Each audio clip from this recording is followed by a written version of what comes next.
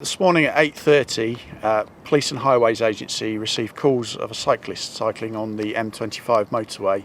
He was reported as cycling between junction 11 and 12. Cameras which are located along the motorway can be watched from the motorway room at Godstone, and operators there were able to pick up the rider had already made it to junction 12. Thankfully, he was watched crossing the slip roads safely and making it to the hard shoulder, and I was aware that he was now riding towards junction 13, where I sat and waited for him to arrive. The gentleman told me that he'd been looking for a shortcut to get home on his bike, and that he'd entered his address into his sat-nav on his mobile phone. This had given him a route which led him onto the motorway.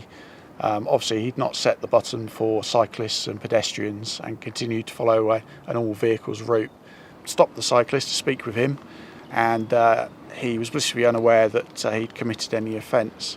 I then made sure he was safe, put him in the back of my car, where we had further discussions about the legalities of riding your bike on the motorway. He was issued with a £50 fine for contravening a road traffic sign, and I safely helped him across the road onto the A30, where he rode home. This incident obviously highlights the need for all drivers to be vigilant and on the roads. Luckily today all the drivers were vigilant, and the cyclist made it across the carriageways safely